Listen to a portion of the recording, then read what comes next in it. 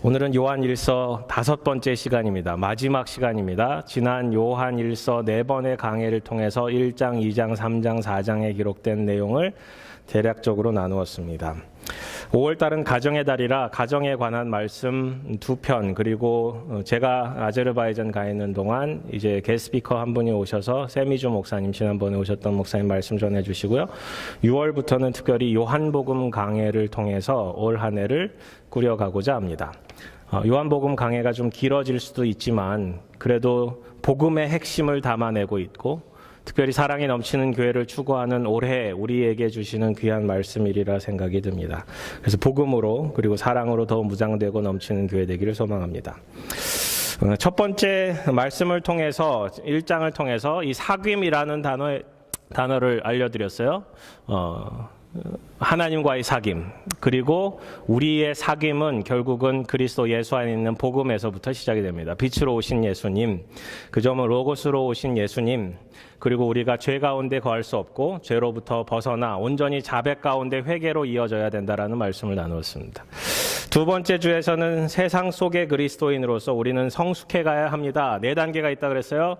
그죠? 자녀, 하나님의 자녀가 되는 것, 그리고 다시 태어나서 이제 born again 크리스찬으로서 아이로서 살아가는 것, 좀 자라서 청년으로 살아가는 것, 그리고 아비로서 살아가는 것이 다르다라고 말씀을 드렸고, 우리가 그 영적인 성숙에 따라 필요한 영적인 성숙도에 맞는 삶을 살아야 된다라는 말씀도 드렸습니다. 또 세상 속에서 사랑하고 자라나며 하나님의 뜻을 행함에 우리 세상 속의 그리스도인의 사명이 있음을 말씀을 드렸어요. 세 번째 시간에는 사랑에 대해서 말씀드렸습니다. 진실된 사랑, 서로 미워하는 것들도 사랑으로 받아내는 그것. 진실된 사랑은 행함과 진실함에 있다. 주님께서 우리를 다 받아주시는 사랑을 주시기에 성령의 이끄심을 따라 성령의 열매, 사랑을 행해야 된다라는 말씀을 나눴습니다. 지난번에는 하나님은 사랑이시다라는 말씀을 중심으로 서로 사랑하자라는 아가페 사랑을 이해해야 합니다. 십자가 사랑을 통해 주신 그 사랑을 알고 깨닫고 증언하고 살아야 됩니다라는 말씀을 드렸어요. 그러면 그 사랑으로 담대하게 승리할 수 있습니다. 결국 이것은 하나님과의 사귐, 새 계명, 진실된 사랑, 하나님의 사랑, 이것이 담아내고 있는 요한 1서의 내용임을 우리는 증거할 수 있습니다. 오늘은 세상 속에 사는 그리스도인이 세상 속에 속한 것이 아니라 하늘에 속한 그리스도인이라는 사실을 중심으로 In Christ라는 주제로 같이 말씀을 나누고자 합니다. In Christ, En Cristo, En Cristo. 우리의 시민권이 어디 있어요? 여러분 시민권 어디 있으세요? 네? 천국에 있으세요? 아멘. 네. 저는 아직 한국 시민권을 가지고 있습니다. 네. 재미있는 거는 캐나다를 통해서 입국하면, 저는 아직도 캐나다를 통해서 입국해 본 적은 없는데 캐나다에 미국 영사가 파견되어 있어서 거기서 이제 입국 도장을 받는다라고 이야기합니다. 그죠? 그러면 몸은 아직 캐나다에 있지만 소속은 이제 미국에 엔트리가 되어 있는 상태잖아요. 그런 것처럼 우리가 세상에 있지만 우리가 세상에 있는 것이 아니라 하늘에 속한 자로서 삶을 살게 됩니다. 빌립보서 3장은 이야기합니다. 우리가 하늘에 속한 그리스도인을, 우리의 시민권은 하늘에 있다라고 선언합니다. 우리의 시민권은 하늘에 있다. 우리를 구원하신 예수 그리스도를 기다립니다. 다가올 하나님 나라를 기대하며 추구하며 살아갑니다. 여기 오늘 그림에도 있지만 하늘에 속한 사람이라는 책이 있습니다. 꽤 오래전에 쓰여졌고 굉장히 기독교계의 센세이션을 불러일으켰었습니다. 중국에 있는 윈 형제라는 사람에 대한 내용인데, 이 형제의 본명은 라우 전잉이라고 해서요, 주야교회 출신입니다. 중국의 지하교회에 있으면서 공안들로부터 핍박을 받고 고통을 받고 예수 믿는 사람으로서 받을 수 있는 고통을 많이 당했어요. 심지어는 사도 바울이 경험했던 바를 그가 경험하면서, 사도 베드로가 경험했던 것을 경험하면서 감옥에서도 그냥 환상 가운데 성령의 인도하심을 따라 그냥 나오게 되는 역사들도 그는 경험했다라고 얘기합니다. 70일이 넘도록 금식했다고도 얘기를 하고요. 수많은 고난과 압박과 고통 속에서 믿음을 지켜낸 사람이라고 사람들의 입방아에, 사람들의 입소문에 타고 이제 알려지게 됩니다. 그렇구나, 정말 대단한 사람이구나라고 알게 되지만 우리와 결코 비슷하지 않은 류의 사람인 것처럼 보이지만 그도 사람입니다. 이러한 내용들이, 이 책에 쓰여져 있는 이 내용들이 진짜인가에 대한 내용의 진위 여부가 문제가 되기 시작했어요. 그래서 결국은 지금은 영향력이 별로 없는 Back to Jerusalem이라는 단체를 운영하고 있는 사역자로서 살아갑니다. 때로는 우리 위대한 그리스도인의 삶에 대해서 미화되는 것들이 많이 있어요. 정말 위대한 삶을 사셨군요. 간증 이야기를 들으면서 사실 실제 이야기보다 뻥튀기 되거나 실제 이야기가 왜곡되는 것들을 많이 바라볼 수 있어요. 처음 그런 이야기를 들으면 정말 위대한 그리스도인이구나라고 알게 되지만 실상을 보면 그렇지 않은 것들을 바라볼 수 있습니다.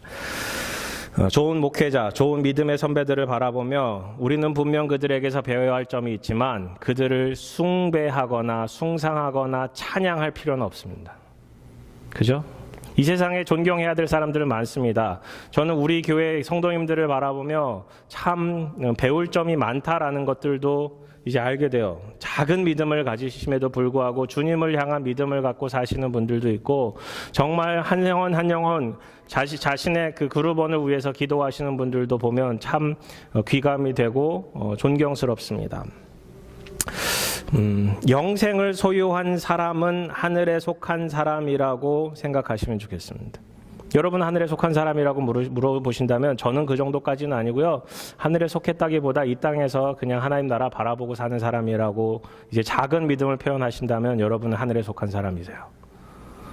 하늘에 속한 사람이라고 뭔가 위대한 믿음을 가지고 대단한 믿음을 가지고 어떤 어려움에 처한 그러한 역경들을 다 딛고 일어난 그 사람의 믿음에 대해서 우리가 존경해야 될 필요가 있지만 숭상할 필요는 없다고요.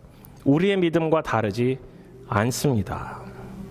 대신에 우리가 기억해야 할 것은 내가 가진 믿음이 진짜 믿음인가, 실제적인 믿음인가, 그 믿음을 가지고 내가 실제 삶을 살아가고 있는가는 점검해 볼 필요가 있다는 사실이죠. 오늘은 요한일서의 결론 부분입니다. 요한일서는 예수님을 믿는 사람들을 위해서 썼다라고 말씀을 드렸습니다.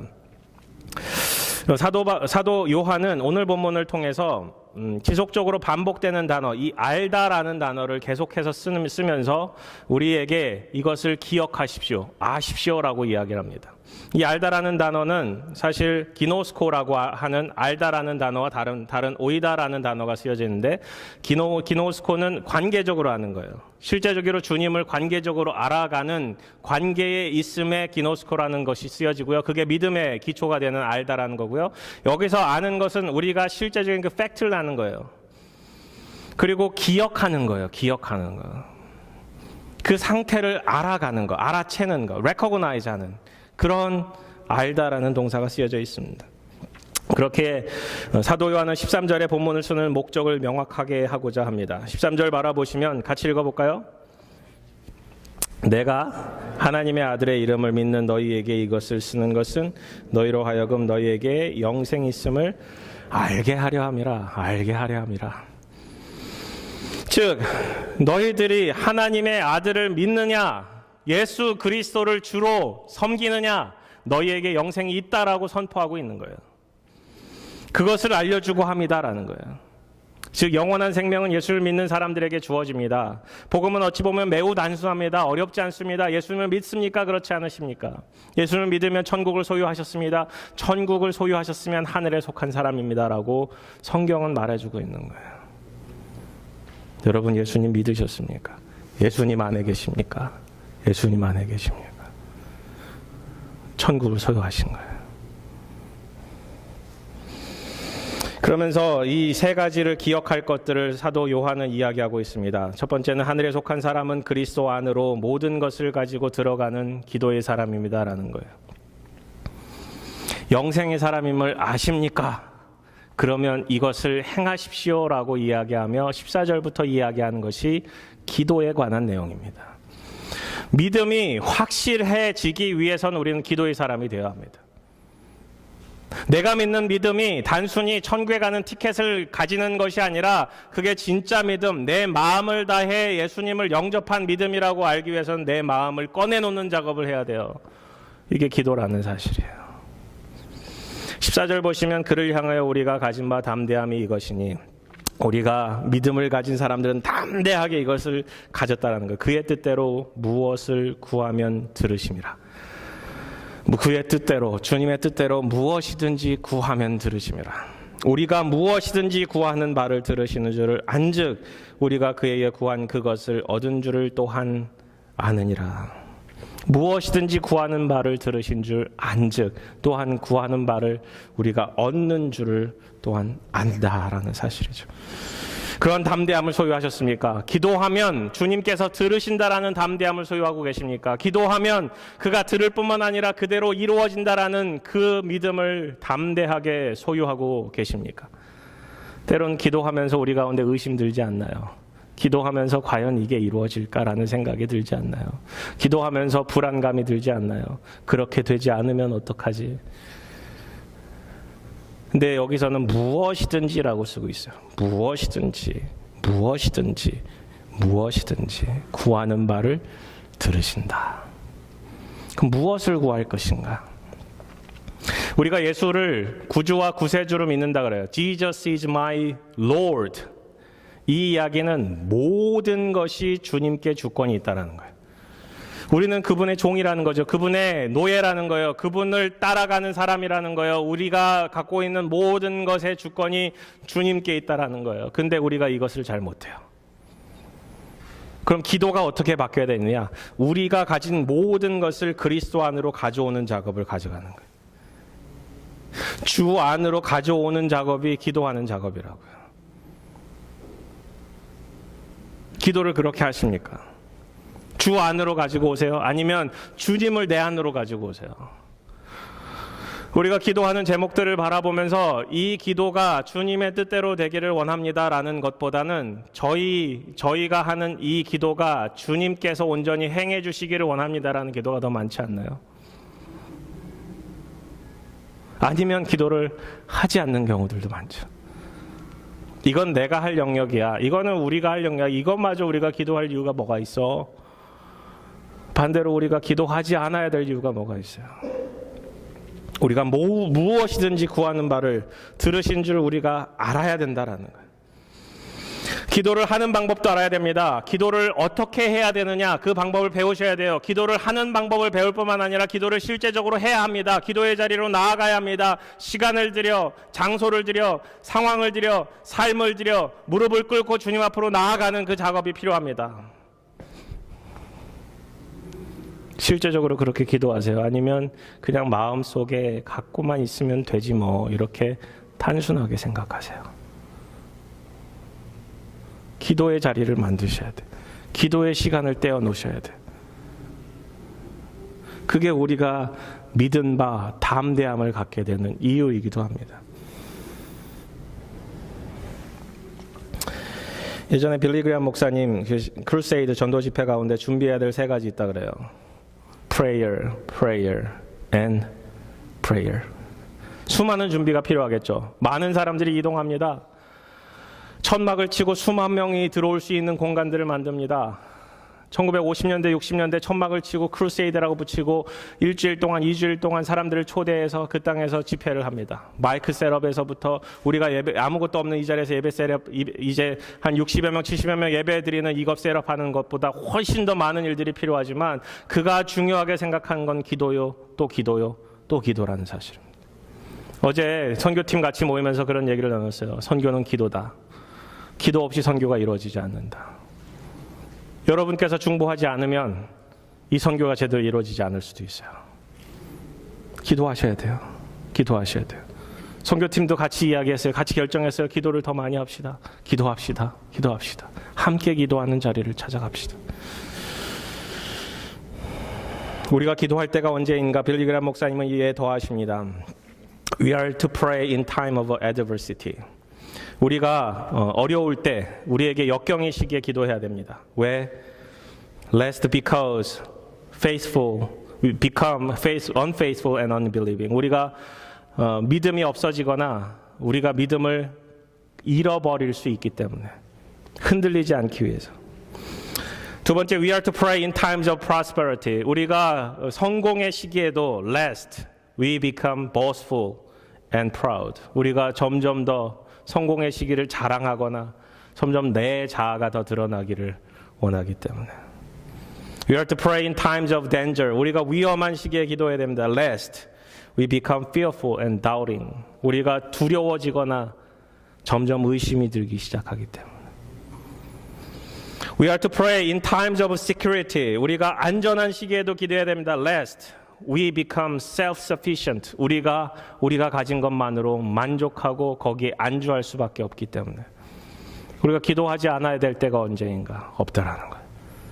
우리가 안전할 때도, 우리가 적 가운데 있을 때도, 우리가 역경에 있을 때도, 우리가 성공할 때도, 우리가 실패할 때도, 위험할 때도, 우리가 아무것도 어려움 없는 평안할 때도 기도해야 된다는 거예요.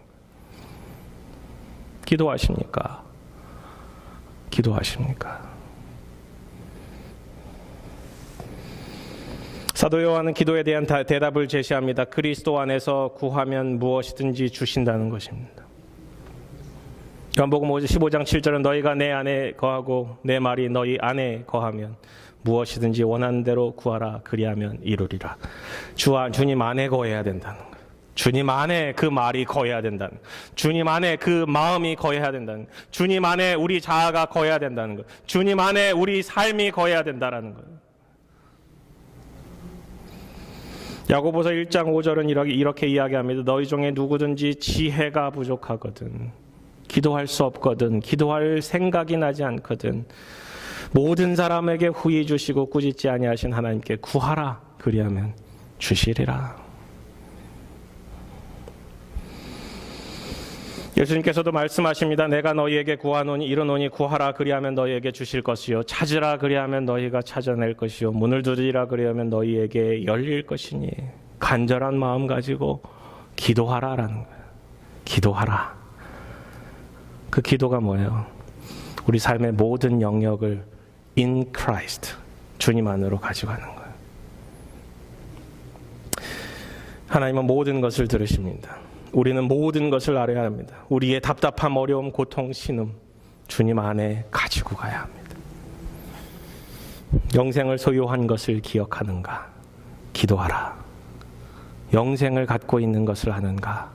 기도하라. 두 번째, 하늘에 속한 사람은 영혼을 위해 중보하며 그리스도 안에서 승리하는 삶을 살게 됩니다. 이 본문은 요한 1서를 읽어가면서 가장 이해하기 어려운 본문이에요. 설교하는 지금도 이해가 되지 않아요. 잘 들어보세요. 잘 들어보세요. 16절 읽어볼게요. 다 같이 시작. 누구든지 형제가 사망에 이르지 아니하는 죄 범하는 것을 보거든 구하라. 그리하면 사망에 이르지 아니하는 범죄자들을 위하여 그에게 생명을 주시리라. 사망에 이르는 죄가 있으니 이에 관하여 나는 구하라 하지 않노라. 전 처음 한글 성경으로 읽었을 때 이 구하라라는 게 세이브인 줄 알았어요. 세이브. 근데 왜 세이브라 그럴까? 근데 이 구하라가 ask더라고요. ask. 누구든지 사망에 이르지 아니하는 죄를 범하거든. 근데 사망에 이르지 않는 죄, 그리고 사망에 이르는 죄, 사망에 이르지 아니하는 죄를 범하는 것을 보거든. 죄 자체를 바라보는 거죠. 그러면 구하라, 에스카라는 거예요. 누구한테? 하나님께 에스카라. 그럼 하나님께서 그의 생명을 구원하시리라. 그에게 생명을 주시리라고 말씀하죠. 근데 사망에 이르는 죄가 있다라는 거예요. 이게 뭐지? 근데 사도 요한은 뭐라 그래요? 나는 구하라 하지 않노라. 그 사람을 위해서 기도하라 하지 않노라. 방임적이죠. 근데 문제는 뭐예요? 사망에 이르는 죄와 사망에 이르지 않는 죄가 있다라는 거예요. 근데 사도 요한이 쓴 글을 어디에 살펴봐도 사망에 이르는 죄와 사망에 이르지 않는 죄가 무엇인지 명확하게 얘기해 주는 구절은 한 구절도 없어요. 대신에 성경학자들이 얘기할 때 성령 회방죄에 대해서 얘기를 하는데, 성령 회방죄는 사실은 예수님을 믿지 않는 죄예요. 그냥 예수님을 거부하는 죄예요. 예수님을 십자가에 못 박는 죄예요. 거기로 회개하지 않고 주님을 그대로 십자가에 못 박게 내버려 두는 그 적극적으로 그것에 가담하는 엔타이 크라이스트라고 보시면 돼요. 그럼 당연히 구원 못 받잖아요. 용서 못 받잖아요. 근데 여기에는 사망에 이르는 죄를 범하는 것과 사망에 이르지 아니하는 죄를 범하는 것을 보거든 구하고 구하지 말라라는 거예요. 근데 사도 요한이 기도에 대해서 얘기하고 나서 왜 이것을 구하라고 얘기하지 않겠다라고 얘기하고 있을까요? 무엇을 구해야 될지에 대해서 생각해 보라는 거예요. 무엇을 위해서 기도해야 될지 생각해 보라는 거예요. 우리 주변에 있는 사람들의 죄들을 바라보라라는 거예요. 우리는 주변에 있는 죄들을 바라보면서 어떻게 반응하는지 아세요? 정죄합니다. 어쩜 사람이 그럴 수 있어. 그죠? 그 죄가 드러나기를 원합니다. 때로는 하나님께서 그 죄에 대해서 대가를 치러주시면 좋겠다라고 생각할 때도 있습니다. 그런 악이 우리 가운데 존재해 있어요. 근데 사도 요한은 그렇게 하라는 게 아니에요. 우리가 하나님께 속한 사람이라면 그 사람이 구함을 받을 수 있도록 위해서 구하라는 거예요. 기도하라는 거예요. 저 사람의 죄 주님께서 들어 응답하여 주셔서 저에게도 생명을 주시옵소서. 저에게도 생명을 주시옵소서. 결국 오늘 본문을 자세히 읽다 보면 사도 요한이 구하는 바는 사망에 이르지 않는 죄, 그것을 용서받고 주 앞으로 돌아오게 하는 중보의 기도가 필요하다는 사실을 알려줍니다. 무엇을 위해서 기도하는가? 누군가를 위해서 기도하라는 거예요. 누군가의 죄를 위해서 기도하라는 거예요. 몇 주 전에 그 미워함을 용서로, 미워함을 사랑으로 받아내야 된다 그랬잖아요. 그뿐만 아니라 그 사람을 위해서 적극적으로 생명이 임할 수 있도록, 하나님의 영이 임할 수 있도록, 성령님께서 온전히 일하실 수 있도록 위해서 중보해야 된다는 거예요. 우리 주변에 예수님 안 믿는 사람 많잖아요. 예수님 믿는 것처럼 보이지만 예수님 안 믿는 사람들도 있어요. 예수님 못 믿는 사람들도 있어요. 예수님 믿는 것처럼 보이기도 해요. 뿌리가 잘려져 있어요. 근원이 없어요. 영생이 없어요. 기도하지 않아요. 주님과 관계가 없어요. 사귐이 없어요. 위에서 복음을 전하고 기도해야 합니다. 기도해야 합니다. 서로를 위해서 기도하라고 야고보서 5장은 말씀하고 있습니다. 서로를 위해서 기도하라. 의인의 간구는 역사하는 힘이 크다라고 말씀하세요. 다음 페이지 넘겨주세요. 누가복음은 이야기합니다. 내 믿음이 떨어지지 않기를 기도하였노니 너는 돌이킨 후에 내 형제를 굳게 하라. 이 말이 예수님께서 베드로를 향해서 이야기하시는 거예요. 베드로가 네가 3번 부인하기까지 나를 버릴 것이다라는 말씀을 하실 때 이런 기도를 하시는 거예요. 근데 돌아온 후에 내 형제를 굳게 하라. 이 말은 네가 사역을 할 텐데 주위의 사람들을, 그들의 믿음을 굳게 하는 사역을 하게 될 것이다. 결국 우리의 믿음이 누군가를 굳게 하는 믿음으로 바뀌어야 된다는 사실을 이야기해주고 있습니다. 그러면 우리가 그 형제들을 위한, 그들을 위한 기도를 하기 시작할 때 예수님께서는 미쁘시고 의로우셔서 우리의 죄를 사하시고 우리를 모든 불의에서 깨끗하게 하실 거야. 누구 때문에? 우리의 기도 때문에. 우리의 기도 때문에.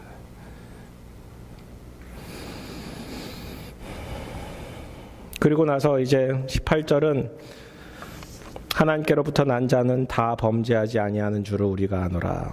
하나님께로부터 나신 자가 그를 지키심에 악한 자가 그를 만지지도 못하느니라. 이해 가세요? 혹시 이 말씀이 이해가 가세요? 18절이 혹시 죄 안 지으시는 분 계시면 손, 의인이시면 손, 온전한 의인으로 나는 죄 안 짓고 살아갑니다. 아니죠. 이 이야기는 최후 승리를 이야기하는 거예요. 우리가 죄를 짓더라도 최후 승리는 정해져 있습니다. 예수님께서 16장에, 요한복음 16장 이런 말씀을 하세요. 이것을 너희에게 이르는 것은 너희로 내 안에서 평안을 누리게 하려 함이라. 세상에서는 너희가 환난을 당하나 담대하라. 내가 세상을 이기었노라. 이 말씀이 예수님 십자가 못 박히시고 나서 부활하신 이후에 내가 세상을 이기었노라라고 얘기하시는 게 아니에요. 예수님 십자가 못 박히시기 전에 내가 세상을 이미 이겼다 선포하시는 거예요. 우리가 아직 천국에 가지 않았지만, 우리가 아직 구원을 이루고 구원을 이루어가는 과정에 있지만, 우리는 이미 이겼다라고 선포해야 된다는 거예요. 예수님 때문에. 예수님께서 세상을 이기었다, 이길 것이다, 이긴다가 아니라 이기었다라고 선포하시는 것처럼, 우리가 이 세상에서 죄의 권세를 이미 깨뜨리고 사신 그분 때문에 세상을 이겼습니다라고 선언하는 거죠. 같은 말씀을 요한일서에서 하고 있어요. 자녀들아, 너희는 하나님께 속하였고 또 그들을 이겼나니 이는 너희 안에 계신 이가 세상에 있는 자보다 크심이라. 예수님이 세상에 있는 자보다 크다는 거예요. 예수님께서 이미 이겼다라고 선언하는 거예요. 요한일서 5장에는 말씀하세요. 하나님께로부터 난 자마다 세상을 이기느니라. 세상을 이기는 승리는 이것이니 우리의 믿음이니라. 우리 믿음으로 온전히 승리하는 거예요. 그렇게 우리는 죄의 권세에서 이미 깨뜨려진 거예요. 죄의 권세가 우리를 지배할 수 없어요. 그 말씀을 사도 요한은 하고 있는 거예요. 우리가 더 이상 하나님께로부터 난 자가 죄를 범하지 않느니라. 죄를 범하죠. 그렇지만 우리는 계속적으로 이겨낼 수 있어요. 예수님 때문에. 우리에게 늘 용서가 레이블처럼 붙여져 있는 거예요. 누구든지 그리스도 안에 있으면 새로운 피조물이 됩니다. 이전 것은 완전히 지나갔습니다. 완전히 지나갔습니다.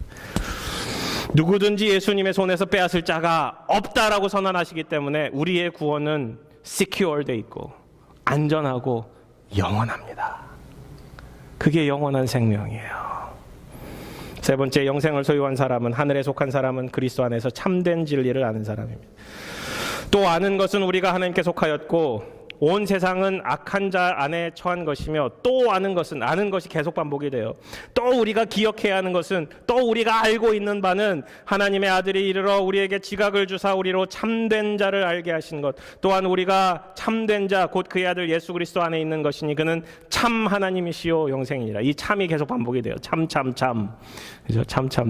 이 참이 아니고 이 참이라는 건 진리라는 거, 진리. 알레테이아.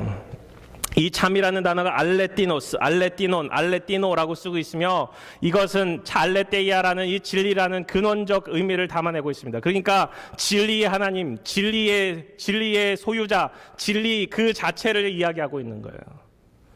그 반대는 뭐예요? 거짓이죠, 거짓.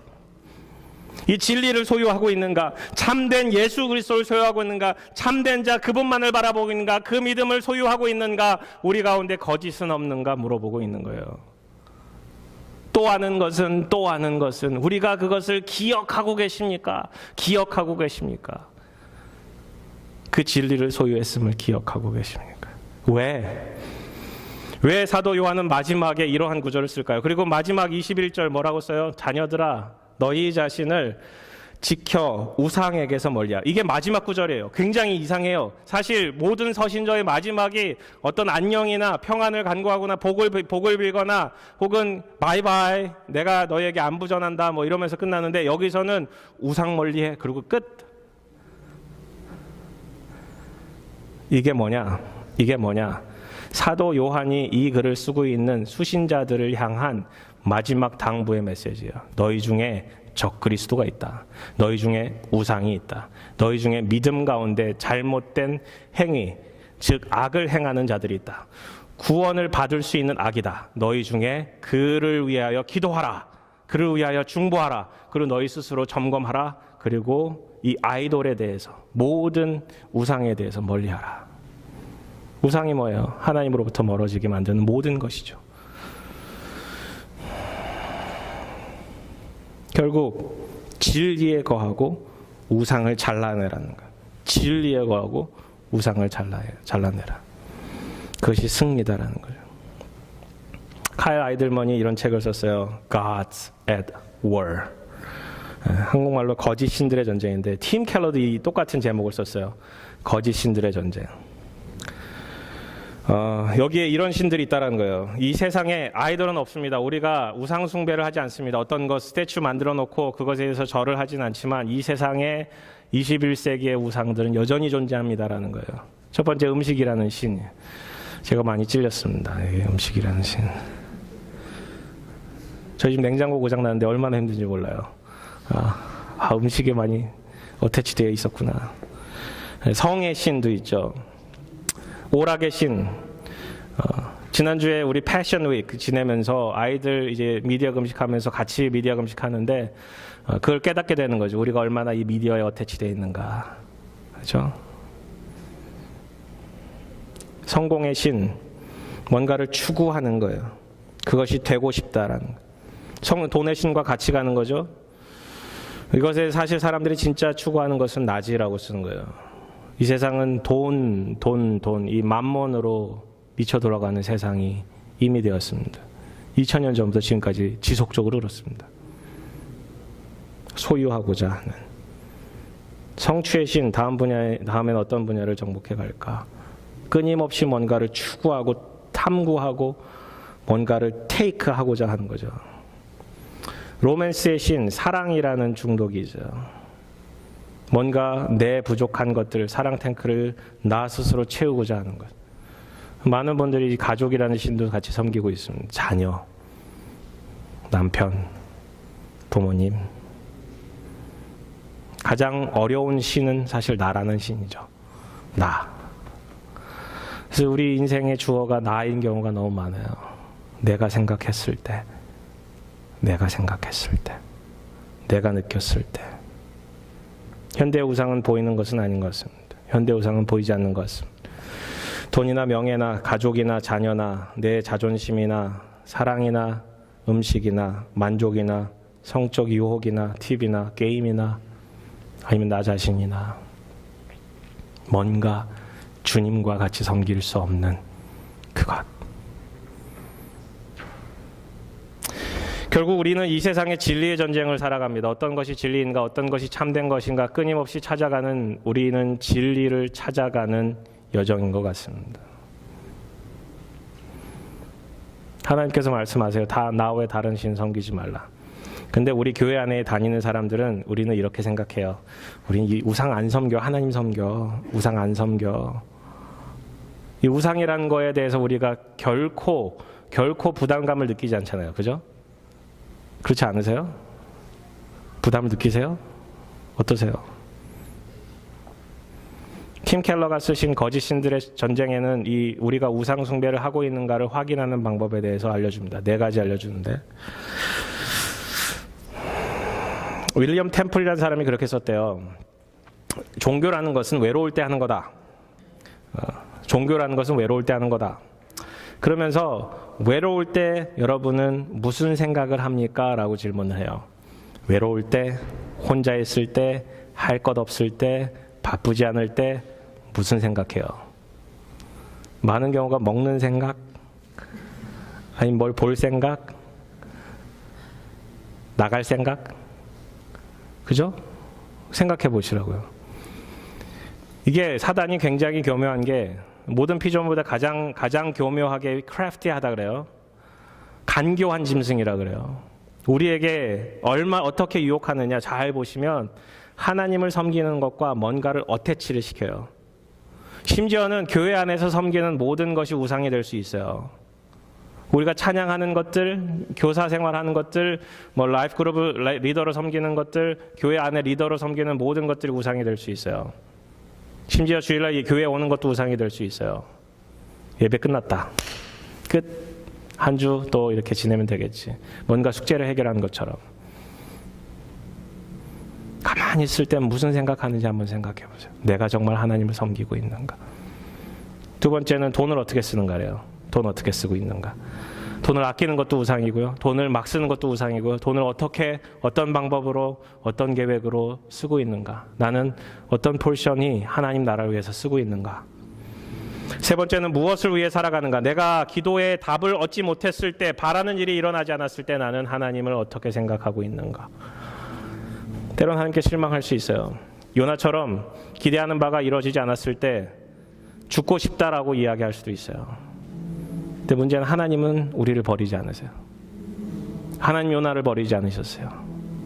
하나님께서 요나서 4장에 보면은 내가 너를 아끼지 아니하다라고 분명히 쓰고 계세요.